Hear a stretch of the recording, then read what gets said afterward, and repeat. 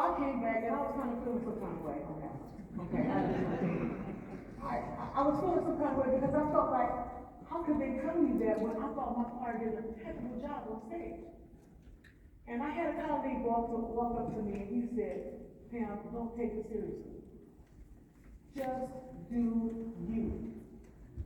Unapologetically you. Get yourself out of the takes and UIL thought and create music. And so that was my mission after that. I threw everything he said away.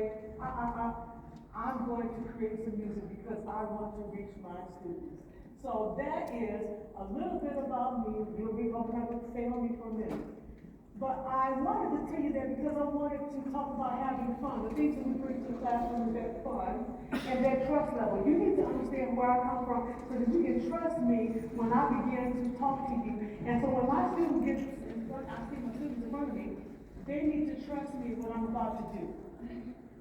And so we build that relationship. I just thought I felt a little bit of relationship building right there because you got a little bit of me, all right? But I wanted to talk about text today. Text is so important in delivering the message, okay? We're trying to convey something to our audience. I've been teaching for 29 years, as I said, and I would have choir directors come to me and say, how do you get that sound out of the choir? How do you do that? And I said, I don't know, I just do it. You know, I didn't have any secret little things. And just go back a little bit, I was in corporate before I came to teaching. I didn't want to teach. I was in corporate. And I ended up in teaching because of my daughter again. But I just did what I was supposed to do. So I couldn't figure it out, but then the first time I was nominated for a Grammy in 2020, I answered all the questions right, produced videos, blah, blah, blah, blah. I became the top 10 finalist. Yeah, I almost made it. So my good friend, Dr. Jeffrey Murdoch, won. Oh, I love Dr. Murdoch, we're good friends. But it was a very exciting time. But this time, in 2022, I was nominated again. And this time, I didn't want to do it.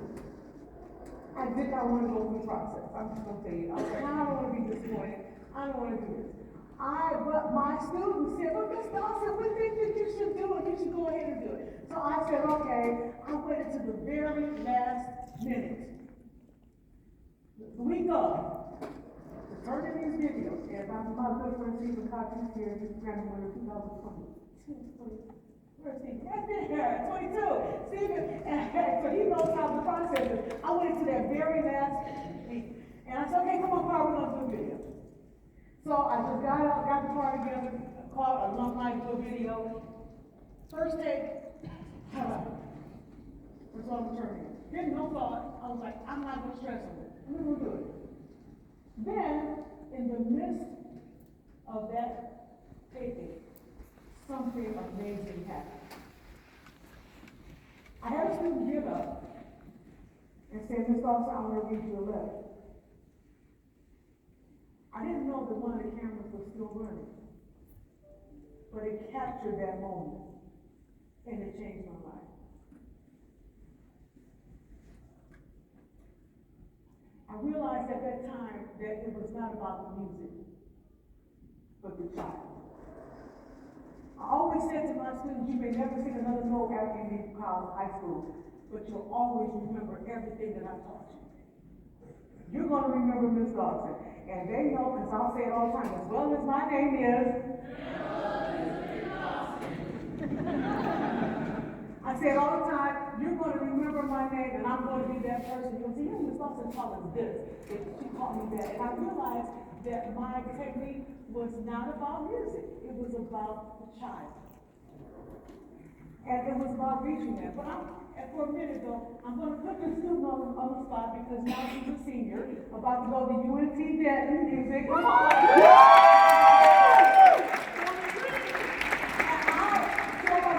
I pulled her up there because I want her to share with you from her heart what she said to me.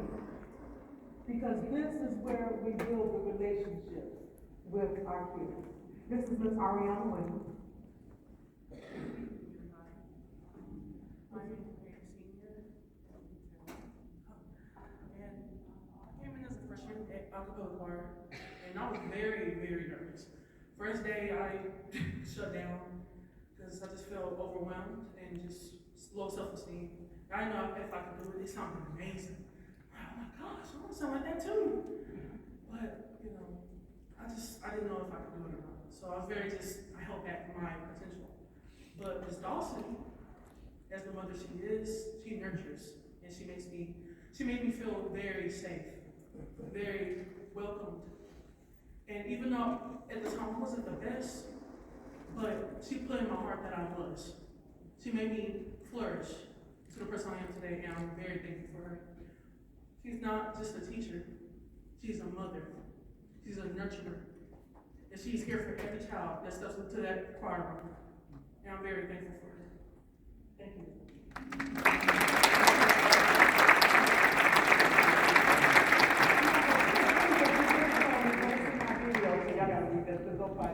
But what we did was I built relationships with my children. So I won a Grammy and I thought, wow, there are so many powerful educators out there, why me? But it's because I bring that life, I bring that fun, I bring that energy into the classroom. It's not about this stiff square box. We create this environment of safety. We talk about SEL in the school. I will stop my class and look at the students and say, what's wrong with you? Talk to me. Opening up that door. Because the music is secondary. The child is first. Why do you think all the kids come to our choir room? Why do you think they come to the music room? Why do you think they hang out? Because we create that safe space. So I was so excited that I wanted this wonderful thing called the Grammy. And so I wanted to talk to you today about bringing life, bringing that energy into the classroom and how I do it, because it really wasn't about until I actually saw a video of me after I won the Grammy that I really tapped into what I do every single day. And what you do as educators every single day. So we're going to sing a song called Since 1918 by Craig Carnahan. I just kind of stumbled across this piece and said, oh my God, this is fantastic. But I'm going to bring my choir up. We're going to welcome the DeSoto High School Cappella Choir. The program is in my handout on the TMEA website. But everybody knows Armistice 19 and then was when the war was over. And Craig Carnahan did a wonderful job of doing text painting with his music genius on how he gave all these emotions of what it felt like when we thought, oh my God, the war is over. And we're going to sing a little bit, and then I'm going to talk about a couple of pieces, sections in that piece. But we're going to sing this entire song. But I put the words up so that you can see all of the emotions. That first awe, like, oh, such a size of me. Then it's a question. Are you sure? Are they really kidding me that this war is over? Or then I was like, but I started singing, and then it's like, winging, being free like a bird. And so I take text. I take a lot of time, and I guess I'm that literacy teacher, and I want to go through English. I don't like poetry that much, but I do apparently because I love this music. And we talk about text. So I want you to listen to the many thoughts and the many, many feelings about the war being over.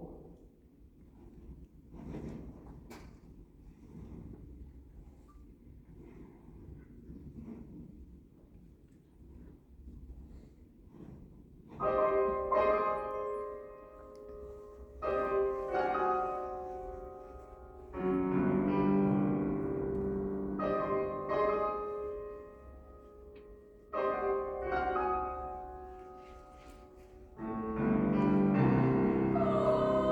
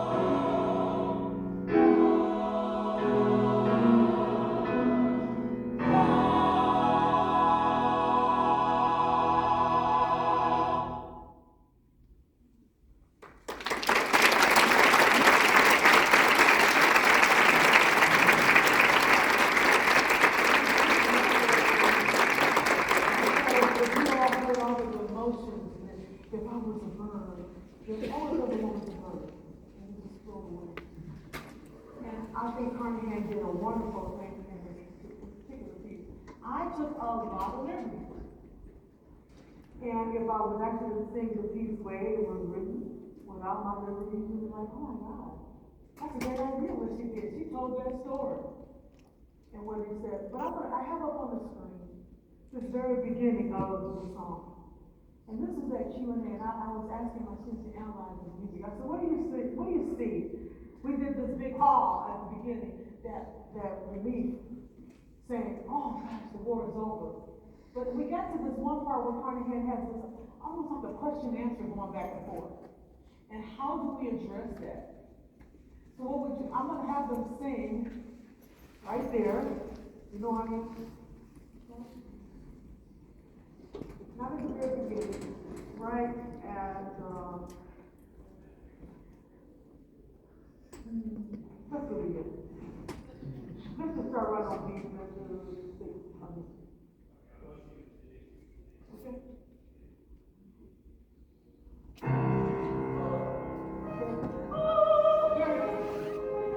Very first one. 1, 2, 3, and 3.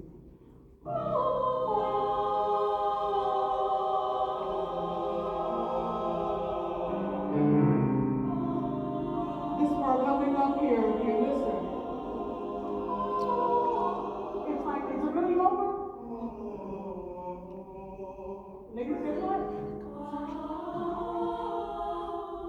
Don't you love what Carnahan did there? I was like, oh my gosh, when I was analyzing this piece of music, I'm like, oh my gosh, look what he did.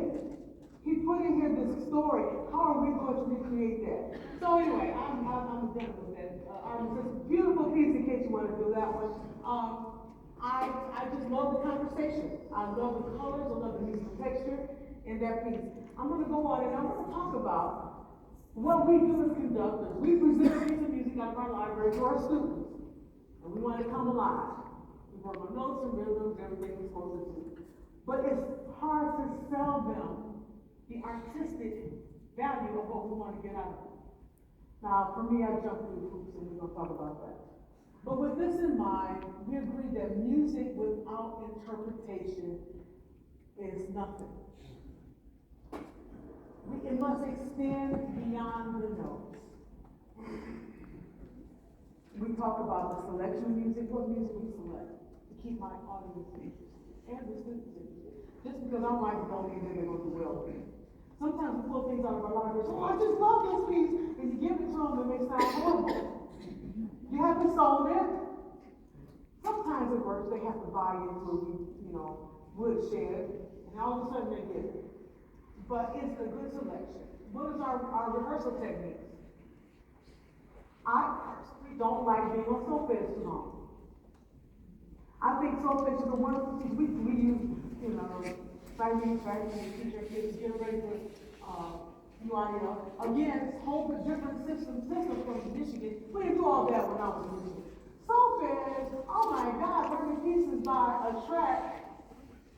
I was like, we learned music from the music.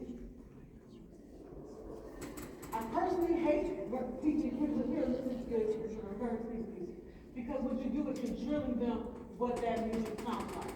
And so when the conductors come for Allstate, they love doing these choice pieces because they get to get more musicality out of it because our kids are ingrained in what they've heard. So when we do the solfege, and we work in the solfege process, we shouldn't stand there for too long because what happens to the text? The text don't stay there on solfege. So my technique is I hit it and quit it. Is that what they all say? We learn to get it, okay? Get in there. What are the notes? We're teaching solfege for notes, correct? Pitches, not text. So I take a lot of time on text. And I ask myself, what does the composer have in mind? Sometimes Stacey Gibbs is one of my friends. I call her, oh, Miss Spiritual, so what did you think? What were you thinking about that when you wrote that? I call people and say, what? Because I want to get in your head before I interpret it. You may have had something different. And I understand the composer, the only thing they're doing is trying to get out of the brain on a piece of paper. And sometimes they miss everything that should be delivered on that piece of paper. So it's up to us as conductors to interpret it and say, well, let's dig in a little deeper. And so we need to get to the heart and the head of the piece of music. And then also understanding that choral music is nothing but storytelling. Because anybody can sing. I tell my students, I say, you know what? You know how many kids and students there are in the state of Texas that can sing? They sing temples around here. But what do you do differently? Can you tell that story? Can you reach the heart? I don't care about the note. I guess that's that theater background that I came from. I was in theater. And so they call me the diva because I love to be on stage and like whatever, make things bigger than life. Because that's how we sell it. I'd rather see somebody sing wrong notes, but it's musically compelling, rather than just stand there and sing a bunch of notes and let me go to sleep. Okay, because that's exactly how I feel. Other thing that happened with me is that I was an instrumentalist before I was a choir director. I started on the harp. I went to the piano. Went to the clarinet. Went to the French horn. You're like, dog. I went to the flute. Okay. So all of my instruments had that kinesthetic movement. I touch things. I push notes. I play my harp this way. When I play my chord, I lift. And I create this music. So it's all in me because that's what I do. I'm an instrumentalist first before I became a choir director. So now I'm like, well, how do we get them to see music the way I see it? When I look at a piece of music, I look at a whole note and I say, well, and I'm having to do this. I look at a whole note and I say, if I could touch a whole note, what would it feel like? So I put my hand like this and I say, this is my whole note. Come on, choir. This is my whole note. And if I was to sing a whole note and I say, ooh, would I just do it without singing a whole note straight? Ooh. Now your whole note, we're going to massage their hand. And this is my whole note now. I feel it. I'm a touchy-feely kind of person, okay? So I want to, now I want you to massage circle my whole note, make it beautiful. Here we go. 1, 2, ooh, and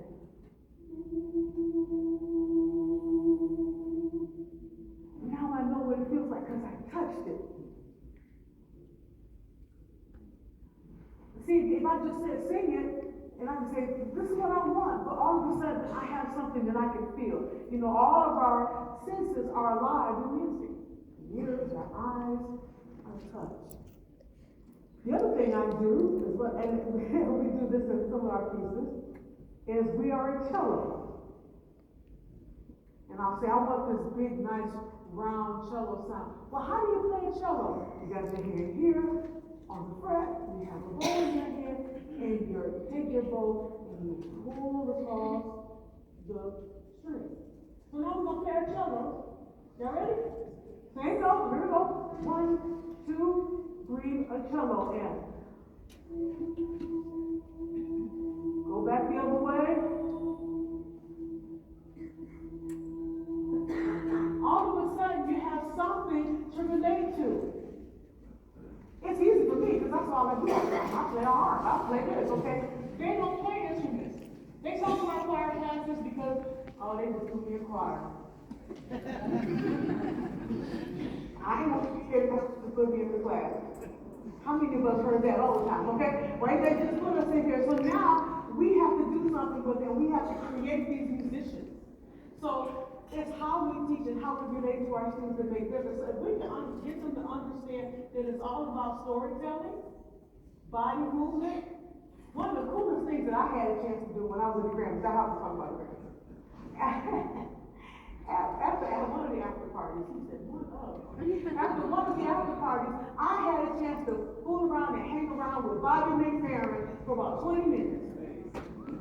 And Bobby McFerrin and I were just throwing out ideas, and we were singing back and forth, and I just love it because, you know, he's that kinesthetic guy, whatever, he does all this vocal jazz, but everything, and he's singing to me, and his hands are moving, and his fingers are moving like he's playing an instrument.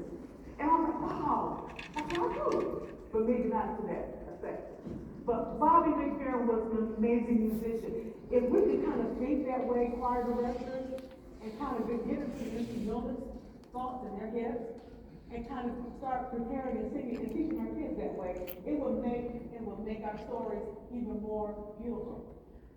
We talked about phrasing, and so when I was talking about that whole note and that phrase, but now when I have them do that, they know exactly what I'm talking about. We're going to perform a little bit of a piece of music.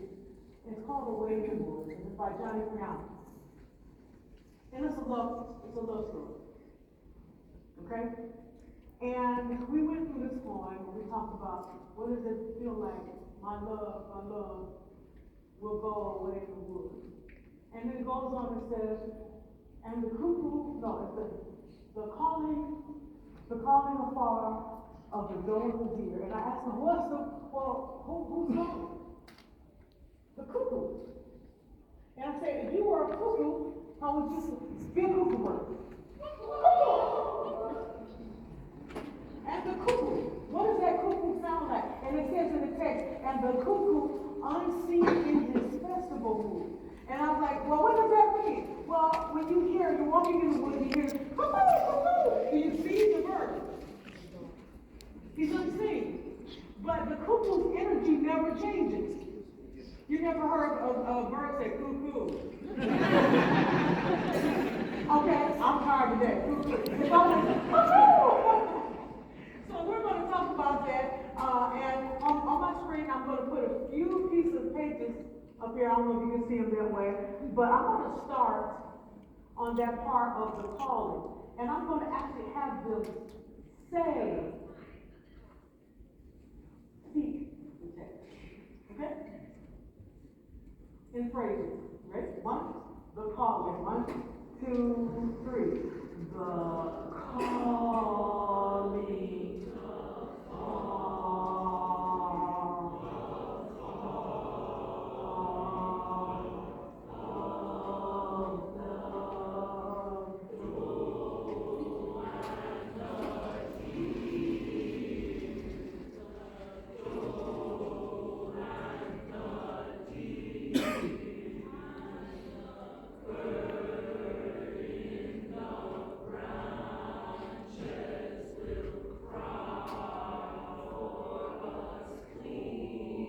Here's that cuckoo.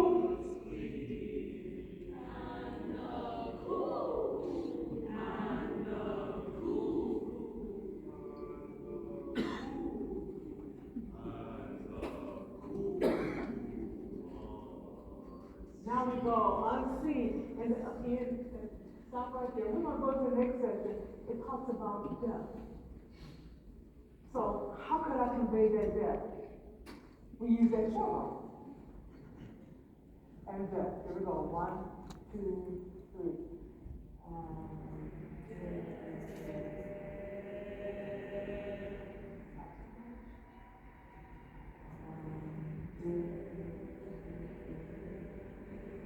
All of a sudden, moving that death line rather than and death. So now we talk about and death. And so I use all these little crazy techniques in the classroom to bring out and to talk about text and to enhance text, to make it tell a story. So I'm going to go on. Y'all were like, oh, let's hear a little bit of that piano. It's probably one of my favorite pieces. And there was the death part. So I'm going to sing that one little section of that good old song because I think I'm running out of time. Okay. So I'm going to sing a little bit of Away in the Woods, the calling.